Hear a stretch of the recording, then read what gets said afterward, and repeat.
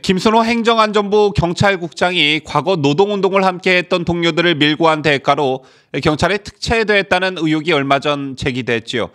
지난 8일 KBS가 수십 년 전 작성된 피의자 신문 조서 등을 근거로 김 국장이 활동했던 노동운동 조직의 사건 수사 책임자가 김 국장 특채 과정에 관여한 정황을 보도하면서 알려지게 됐습니다. 자, 그런데 이번 의혹이 새로운 국면으로 접어들 전망입니다. KBS가 근거로 사용한 자료가 공무상 기밀 문서임이 드러났는데 경찰국 설치에 반발하는 경찰 내부에서 김순호 찍어내기에 나선 것이 아니냐는 의혹이 제기되고 있습니다. 관련 소식 보도합니다.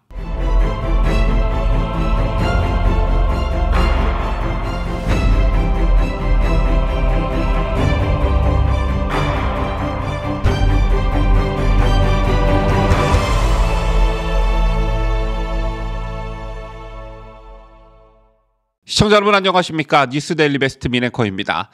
며칠 전 깜짝 놀라게 했던 보도가 있었죠. 지난 대선 당시 이재명 민주당 대선 후보의 조폭 연루설을 제기했던 장영하 변호사의 체포 소식이 바로 그것이었는데요. 진위 여부와 상관없이 우파 성향 국민들이 보는 시각은 한결같았습니다. 그게 뭐냐면 정권이 바뀐 게 맞냐? 이재명, 김혜경은 한 번도 불러 조사하지 않으면서 장영하 변호사는 조사를 넘어 체포까지 하는 게 말이 되느냐라는 것이었습니다. 다행히 검찰에 의해 구속영장이 반려되긴 했습니다만 경찰의 이 같은 행태에 대해 불만을 토로하는 분들 많이 봤는데요. 새처럼 정권은 바뀌었지만 경찰은 아직도 저쪽 편에 서 있다는 시각과 우려들이 팽배한 게 사실입니다.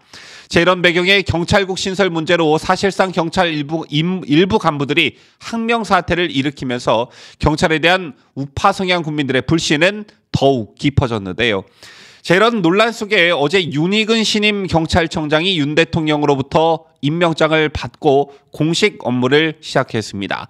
경찰 내부가 어수선한 만큼 윤 신임 청장의 어깨가 무거울 것으로 보여지는데 시기적으로 막중한 책임과 역할을 부여받은 만큼 윤익은 경찰청장의 활약을 기대해 봅니다. 자, 그리고 경찰과 관련해 좀 주목할 만한 보도가 오늘 있었는데요. 여러분께서도 아마 이 뉴스 접하셨을 겁니다.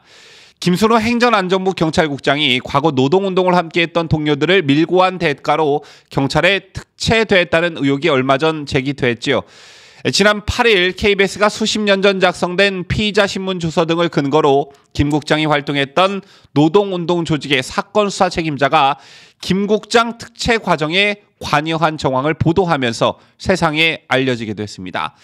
지난 2일 김 국장이 초대 경찰국장에 임명된 이후 그의 경찰 입직 과정을 두고 이른바 뿌락지 의혹이 터져 나왔는데 1988년 인노회에 가입해 조직 내에서 부천 지역 책임자로 활동하던 김 국장이 동료들을 밀고 하고 자신은 경찰에 특채됐다는 것이 의혹의 핵심이었습니다. 실제로 김 국장은 1989년 4월 돌연 종적을 감췄고 이 시점을 전후해 인노회를 대상으로 한 경찰의 수사가 전방위로 시작됐던 것으로 알려졌는데요.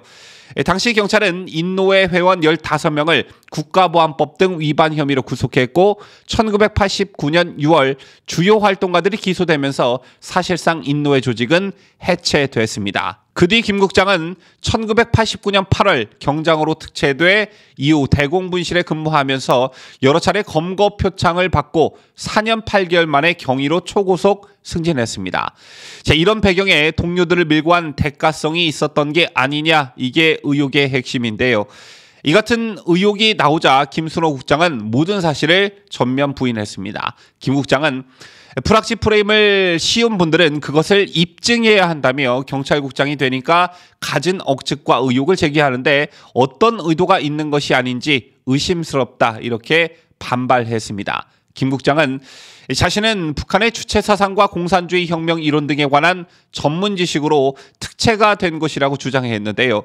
주사파로 오래 활동하면서 주사파가 되기까지 주체 사상, 북한의 대남 혁명 노선, 러시아 혁명을 성공한 레닌의 혁명론 등에 대한 학습이 전반적으로 이뤄졌고 이 같은 부분이 전문성으로 인정돼 경찰에 특채된 것이라는 것이 김 국장의 주장이었습니다. 그러면서 김 국장은 제가 진짜 밀고를 했거나 프락지였다면 왜 사라졌겠느냐, 의심받을 것이 뻔한데 인노의 사건이 끝나자마자 어떻게 특채가 됐느냐며 억측으로 구성된 소설 같은 소리라고 의혹을 일축했고요.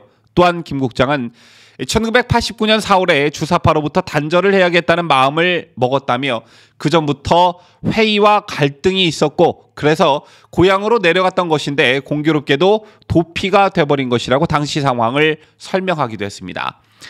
지금까지 상황을 보면 일종의 진실게임 양상으로 흐르고 있는데 이번 이슈가 전혀 다른 방향으로 흐를 조짐을 보이고 있습니다.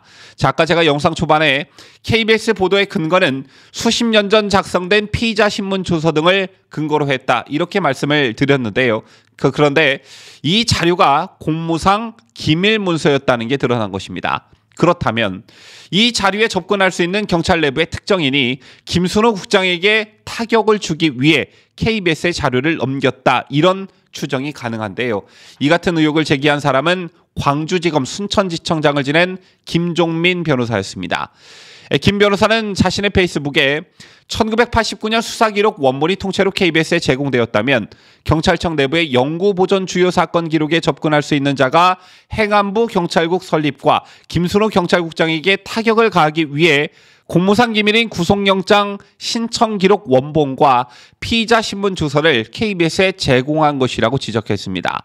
그러면서 김 변호사는 이번 사태는 국기문란 행위로서 반드시 유출자가 누구인지 그 유출 동기, 특히 조직적인 경찰 내 특정 세력의 가담 여부 및 KBS가 공무상 비밀 누설 범죄 행위인 줄 알면서 가담한 경위도 함께 밝혀야 한다며 대통령실 공직기강 비서관실은 사안의 심각성을 충분히 인식하고 조사 결과를 국민에게 공개해야 할 것이고 신임 경찰청장 후보자도 이 부분에 대한 입장을 명확히 밝혀야 한다고 촉구했습니다. 김종인 변호사의 주장 너무나 당연하고 명확하죠.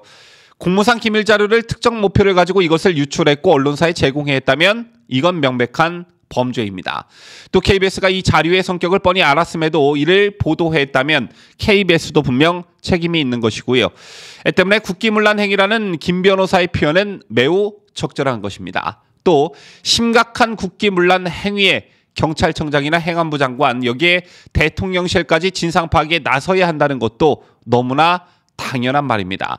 자, 만약 김종인 변호사의 이의 제기가 사실이라면 앞으로 경찰 내에 잠식하고 있는 반윤석열 정부 세력이 이와 같은 방법으로 또 어떤 조작질로 정권에 타격을 줄지 쉽게 예상이 가능한 부분입니다. 더군다나 한동훈 법무부 장관이 검수완박에 대한 충격을 완화하기 위한 노력들을 계속하고 있긴 하지만 경찰의 권력이 비대해지는 건 엄연한 사실이지요.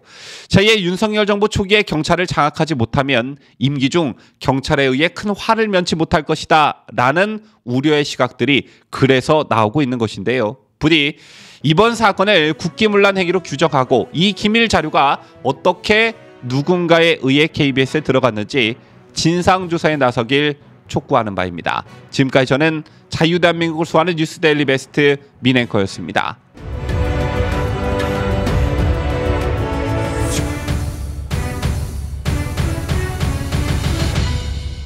함께해요. 뉴스데일리 베스트.